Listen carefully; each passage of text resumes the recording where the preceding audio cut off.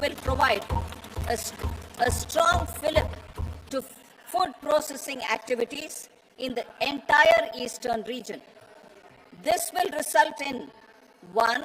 Enhanced income for the farmers through value addition to their produce, and 2. Skilling entrepreneurship and employment opportunities for the youth.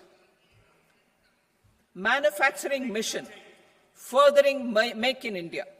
Our government will set up a national manufacturing mission covering small, medium, and large industries for furthering Make in India by providing policy support, execution roadmaps, governance, and monitoring framework for central ministries and states.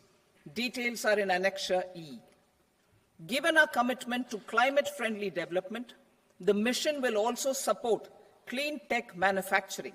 This will aim to improve domestic value addition and build our ecosystem for solar PV cells, EV batteries, motors and controllers, electrolyzers, wind turbines, very high voltage transmission equipment, and grid-scale batteries.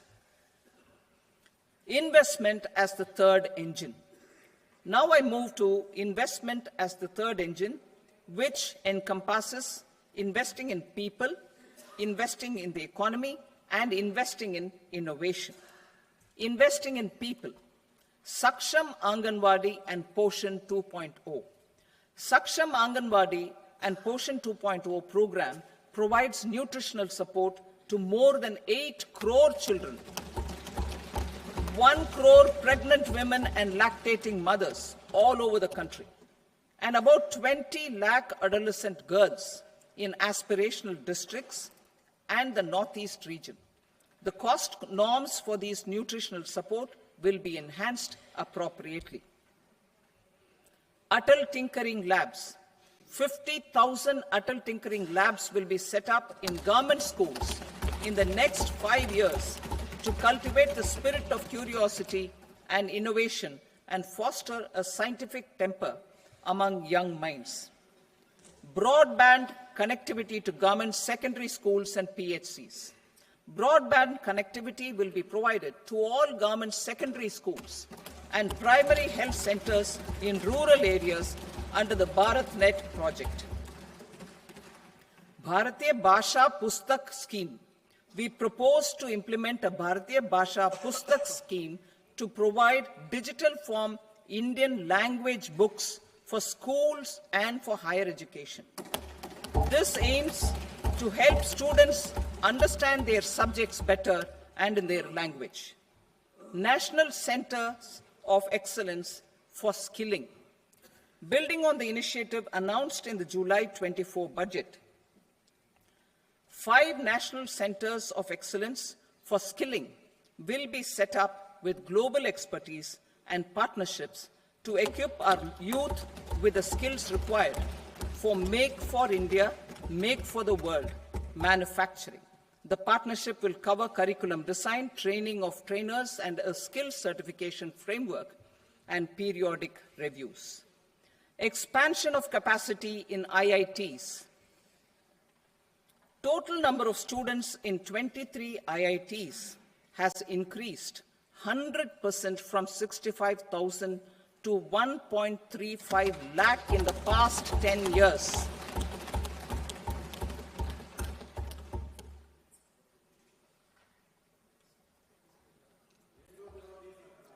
Additional infrastructure will be created in the 5 IITs started after 2014 to facilitate education for 6,500 more students. Hostel and other infrastructure capacity at IIT Patna will also be expanded.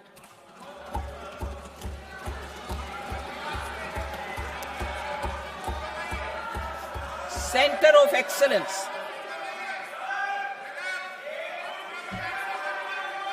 Center of Excellence in AI for Education.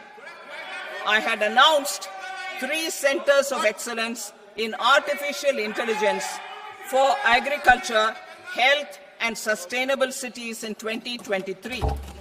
Now a center of excellence in artificial intelligence for education will be set up with a total outlay of 500 crores. Expansion of medical education. Our government has added almost 1.1 lakh undergraduate and postgraduate medical education seats in 10 years, an increase of 130%. In the next year, 10,000 additional seats will be added in medical colleges and hospitals towards the goal of adding 75,000 seats in the next 5 years. Daycare cancer centers in all district hospitals. Our government will facilitate setting up of daycare cancer centers in all district hospitals in the next 3 years. 200 centers will be established in 25-26 itself. Strengthening urban livelihoods. Our government has been giving priority to assisting urban poor and vulnerable groups. A scheme for socio-economic upliftment of urban workers will be implemented to help them improve their incomes, have sustainable livelihoods, and a better quality of life. PM Swanidhi scheme has benefited more than 68 lakh street vendors, giving them respite from high-interest informal sector loans. Building on this success, the scheme will be revamped with enhanced loans from banks, UPI-linked credit cards with 30,000 rupees limit, and capacity building support. Social Security Scheme for welfare of online platform workers. Gig workers of online platforms provide great dynamism to the new age services economy. Recognizing their contribution, our government will arrange for their identity cards and registration on the e-Shram portal. They will be provided healthcare under PM Jan Arogya Yojana. This measure is likely to assist nearly 1 crore gig workers.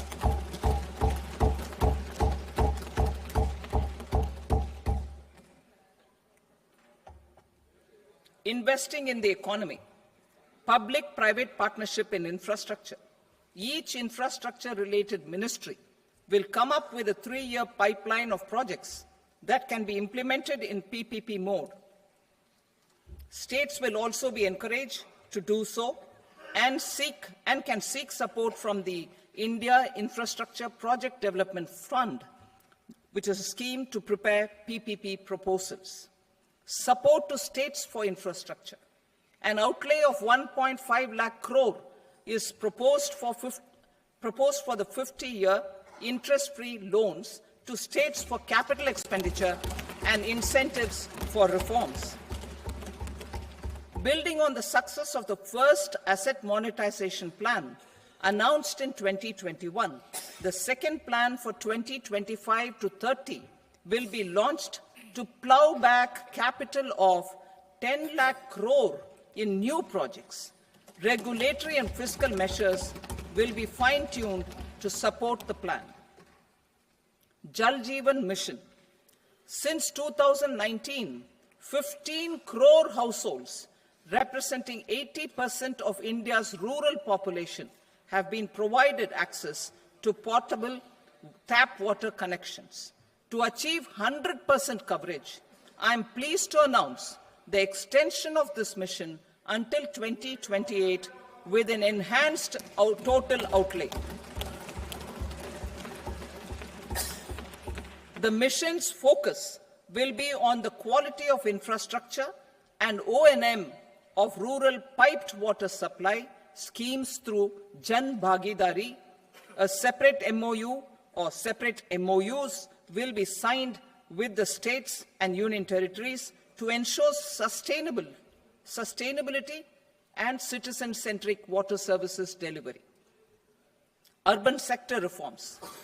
Building on the July budget proposals, urban sector reforms related to governance, municipal services, urban land and planning will be incentivized. Urban Challenge Fund. the government will set up an urban challenge fund of 1 lakh crore rupees to implement the proposals for cities as growth hubs, creative redevelopment of cities, and for water and sanitation purposes announced in the July budget. This fund will finance up to 25% of the cost of bankable projects, with a stipulation that at least 50% of the cost is funded from bonds, bank loans, and PPPs. An allocation of 10,000 crore is proposed in 2025-26. Power sector reforms. We will incentivize electricity distribution reforms and augmentation of intra-state transmission capacity by states. This will improve financial health and capacity of electricity companies. Additional borrowing of 0.5% of GSDP will be allowed to states contingent on these reforms. Nuclear energy mission for Vikasit Bharat. Development of at least 100 gigawatt of nuclear energy by 2047 is essential for our energy transition efforts. For an active partnership with the private sector towards this goal, amendments to the Atomic Energy Act and the Civil Liability for Nuclear Damage Act will be taken up. A nuclear energy mission for research and development of small modular reactors with an outlay of 20,000 crore will be set up. At least 5 indigenously developed small modular reactors will be operationalized by 2033. Shipbuilding. The shipbuilding financial assistance policy will be revamped to address cost disadvantages. This will also include credit notes for shipbreaking in Indian yards to promote the circular economy. Large ships above a specified size will be included in the infrastructure harmonized master list. Shipbuilding clusters will be facilitated to increase the range, categories, and capacity of ships. This will include additional infrastructure, facilities, skilling, and technology to develop the entire ecosystem. Maritime Development Fund. For long-term financing for the maritime industry, a Maritime Development Fund with a corpus of 25,000 crore rupees will be set up. This will be for distributed support and promoting competition. This will have up to 49% contribution by the government, and the balance will be mobilized from ports and from private sector. UDAN regional connectivity schemes. UDAN has enabled 1.5 crore middle-class people to meet their aspirations for speedier travel. The scheme has connected 88 airports, and operationalized 619 routes. Inspired by that success, a modified UDAN scheme will be launched to enhance regional connectivity to 120 new destinations and carry 4 crore passengers in the next 10 years. 4 crore additional passengers in the next 10 years. The scheme will also support helipads and smaller airports in hilly, aspirational, and northeast regional districts. Greenfield airports will be facilitated in Bihar to meet the future needs of the state. These will be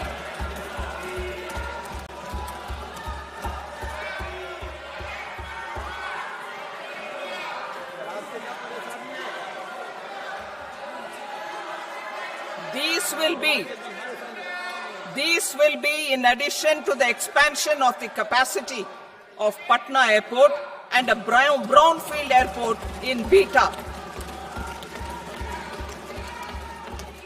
Western Kosi Canal project in Mithilanchal. Financial support will be provided for the Western Kosi Canal ERM project, benefiting a large number of farmers, cultivating over 50,000 hectares of land in the Mithilanchal region of Bihar. Mining sector reforms. Mining sector reforms, including those for minor minerals, will be encouraged through sharing of best practices and institutions of a state mining index.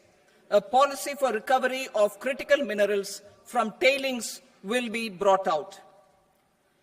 Under the special window for affordable and mid-income housing, SWAMI, 50,000 dwelling units in stressed housing projects have been completed and keys handed over to home buyers.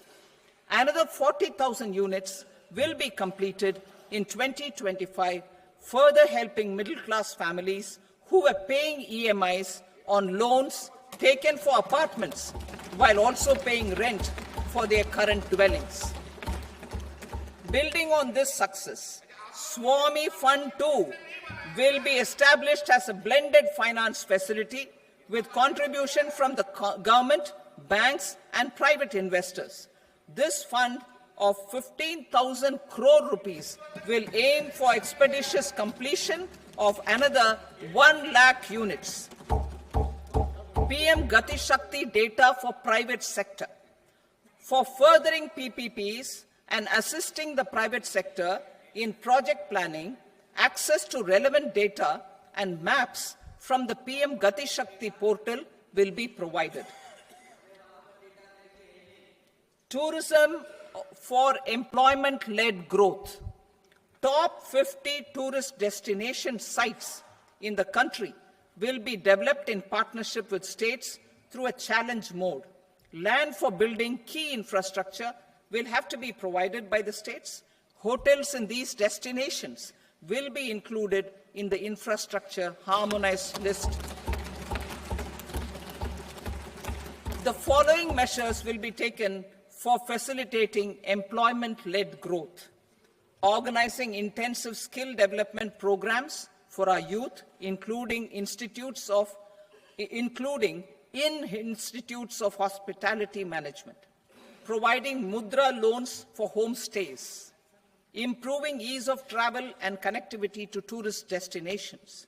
Providing performance-linked incentives to states for effective destination management, including tourist amenities, cleanliness, and marketing efforts, and introducing streamlined e-visa facilities along with visa fee waivers for certain tourist groups. Continuing with the emphasis on places of spiritual and religious significance, in the July budget, there will be a special focus on destinations related to the life and times of Lord Buddha. Medical tourism and heal in India. Medical tourism and heal in India will be promoted in partnership with the private sector, along with capacity building and easier visa norms. Investing in innovation. To implement private sector-driven research, development, and innovation initiatives announced in the July budget, I am now allocating 20,000 crore rupees for this purpose. A deep tech fund of funds will also be explored to catalyze the next generation startups as a part of this initiative. In the next 5 years, under the PM Research Fellowship Scheme, we will provide 10,000 fellowships for technological research in IITs and IISc with enhanced financial support. The second gene bank with 10 lakh germplasm lines will be set up for future food and nutritional security. This will provide conservation support to both public and private sectors for genetic resources. We will start a national geospatial mission to develop foundational geospatial infrastructure and data. Using PM Gati Shakti, this mission will facilitate modernization of land records, urban planning, and design of infrastructure projects. A Gyan Bharatam mission for survey, documentation, and conservation of our manuscript heritage with academic institutions, museums, libraries, and private collectors will be undertaken to cover more than 1 crore manuscripts. We will set up a national digital repository of Indian knowledge systems for knowledge sharing. Now I move to exports as the fourth engine. We will set up an export promotion mission with sectoral and ministerial targets driven jointly by the Ministries of Commerce, MSME, and Finance. It will facilitate easy access to export credit, cross-border factoring support, support to MSMEs to tackle non-tariff measures in overseas markets. A digital public infrastructure, Bharat Trade Net, for international trade will be set up as a unified platform for trade documentation and financing solutions. This will complement the Unified Logistics Interface platform. The BTN will be aligned with international practices. Support will be provided to develop domestic manufacturing capacities for our economy's integration with global supply chains. Sectors will be identified based on objective criteria. Facilitation groups with participation of senior officers and industry representatives will be formed for select products and supply chains. Through this, there are huge opportunities related to Industry 4.0, which needs high skills and talent. Our youth have both. Our government will support the domestic electronic equipment industry to leverage this opportunity for the benefit of our youth. A national framework will be formulated as guidance to states for promoting global capability centers in emerging Tier 2 cities. This will suggest measures for enhancing availability of talent and infrastructure, building bylaw reforms, and mechanisms for collaboration with industry. Our government will facilitate upgradation of infrastructure and warehousing for air cargo, including high-value perishable horticultural produce. Cargo screening and customs protocol will be streamlined and made user-friendly. Reforms as the fuel. Over the past 10 years, our government has implemented several reforms for convenience of taxpayers, such as faceless assessment, 2, taxpayer charter, 3, faster returns, 4, almost 99% returns being on self-assessment, and 5, Vivad Se Vishwas scheme.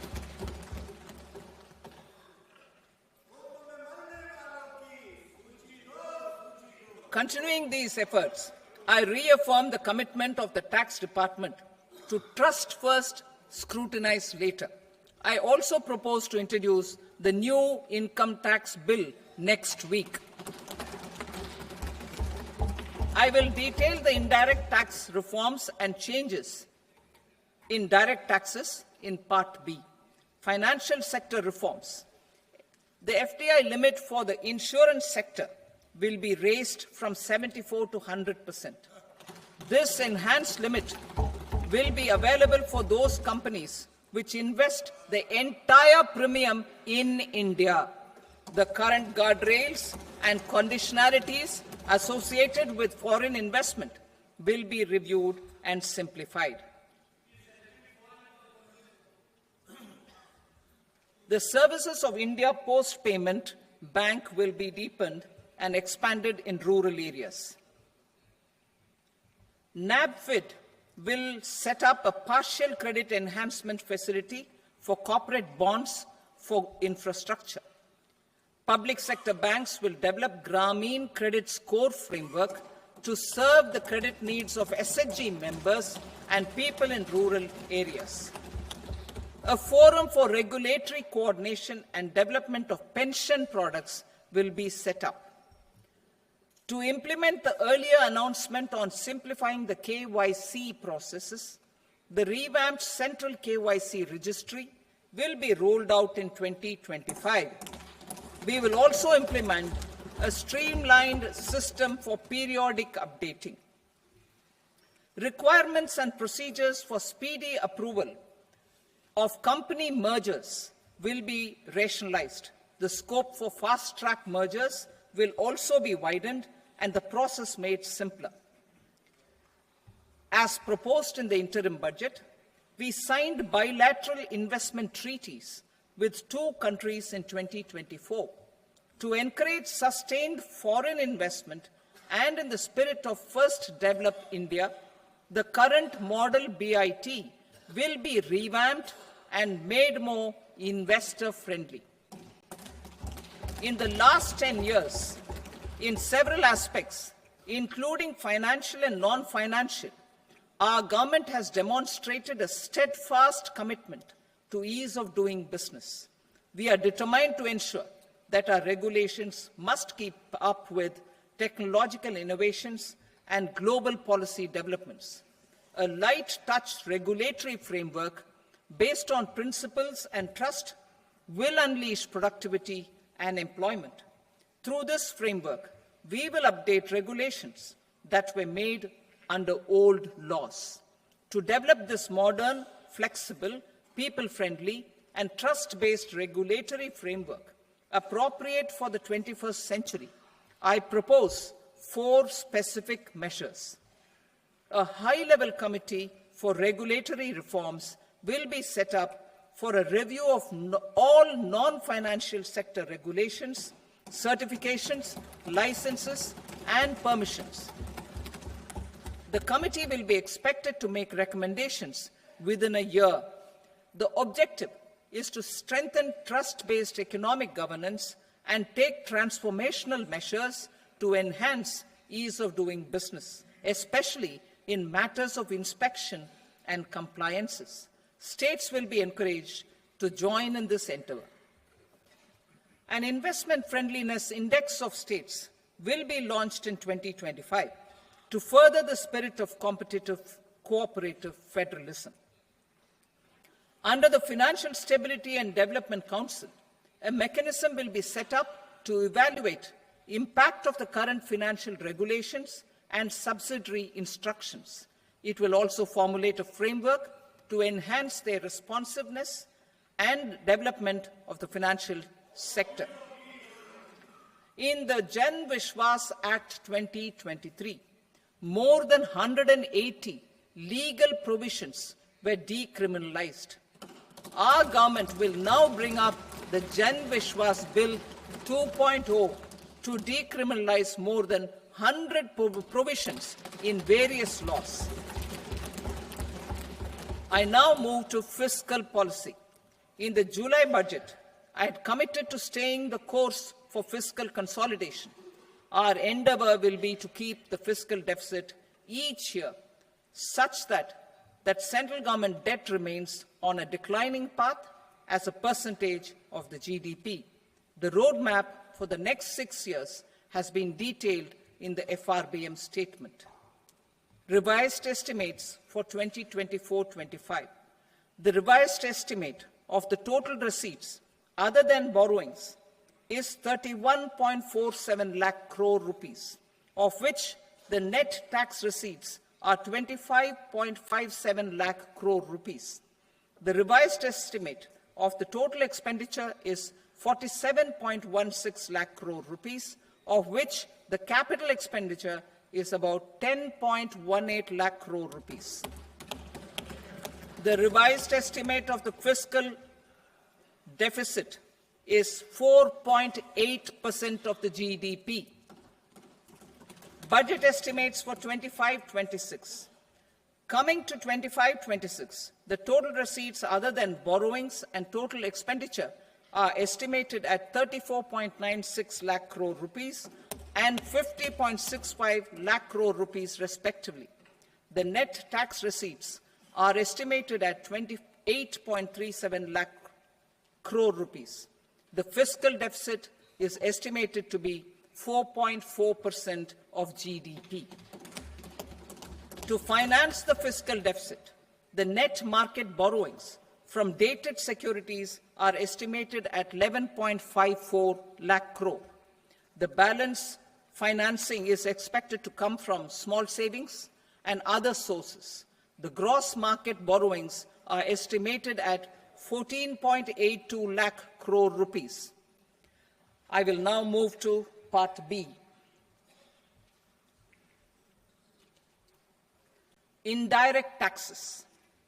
My proposals relating to customs aim to rationalize tariff structure and address duty inversion. These will also support domestic manufacturing and value addition, promote exports, facilitate trade, and provide relief to common people. Rationalization of customs tariff structure for industrial goods. As a part of comprehensive review of customs rate structure announced in July 2024 budget, I propose to, 1, remove 7 tariff rates. This is over and above the 7 tariff rates removed in 23-24 budget. After this, there will be only 8 remaining tariff rates, including 0 rate. 2, apply appropriate cess to broadly maintain effective duty incidence, except on a few items where such incidence will reduce marginally. 3, levy not more than 1 cess or surcharge. Therefore, I propose to exempt social welfare surcharge on 82 tariff lines that are subject to a cess. I shall now take up sector-specific proposals. To provide relief to patients, particularly those suffering from cancer, rare diseases, and other severe chronic diseases, I propose to add 36 life-saving drugs and medicines to the list of medicines fully exempted from basic custom duty.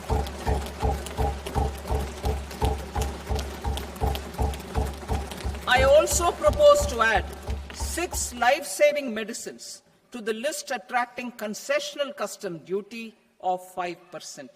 Full exemption and concessional duty will also respectively apply on the bulk drugs for manufacture of the above.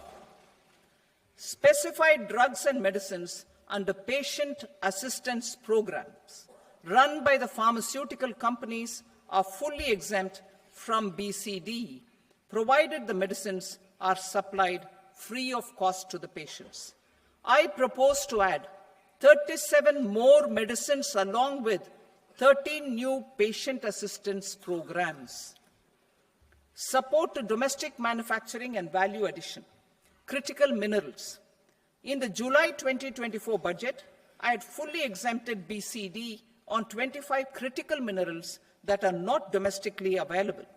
I had also reduced BCD of 2 other such minerals to provide a major fillip to their processing, especially by MSMEs. Now, I propose to fully exempt cobalt powder and waste, the scrap of lithium-ion battery, lead, zinc, and 12 more critical minerals. This will help secure their availability for manufacturing in India and promote more jobs for our youth.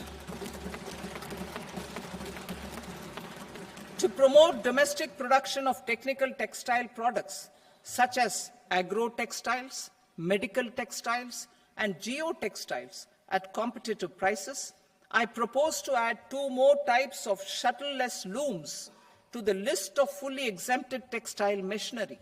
I also propose to revise the BCD rate on knitted fabrics covered by 9 tariff lines from 10 or 20 to 20% or 115 rupees per kg, whichever is higher. Electronic goods.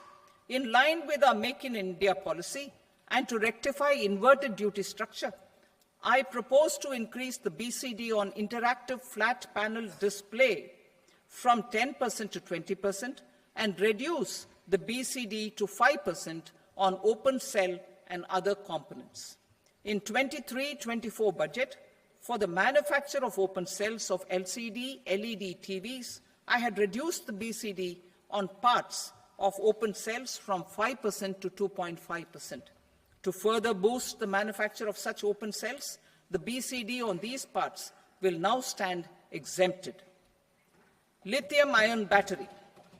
To the list of exempted capital goods, I propose to add 35 additional capital goods for EV battery manufacturing and 28 additional capital goods for mobile phone battery manufacturing. This will boost domestic manufacture of lithium-ion batteries, both for mobile phones and for electric vehicles. Shipping sector. Considering that shipbuilding has a long gestation period, I propose to continue the exemption of BCD on raw materials, components, consumables, or parts for the manufacture of ships for another 10 years.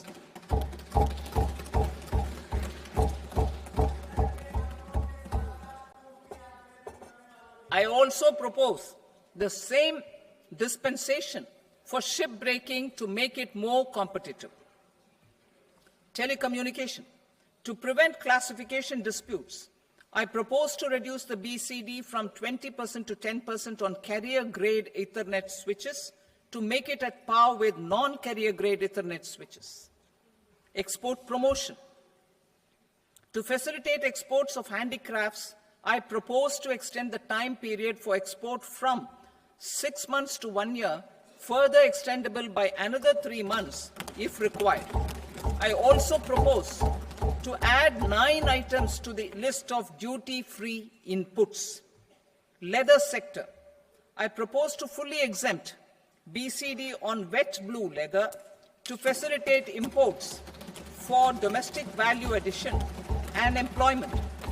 I also propose to exempt crust leather from 20% export duty to facilitate exports by small tanners. Marine products. To enhance India's competitiveness in the global seafood market, I propose to reduce BCD from 30% to 5% on frozen fish paste, surimi, for manufacture and export of its analog products. I also propose to reduce BCD from 15% to 5% on fish hydrolysates for manufacture of fish and shrimp feed. In July 2024 budget, to promote development of domestic MROs for aircraft and ships, I had extended the time limit for export of foreign origin goods that were imported for repairs from 6 months to 1 year and further extendable by 1 year. I now propose to extend the same dispensation for railway goods. Time limit for provisional assessment. Presently, the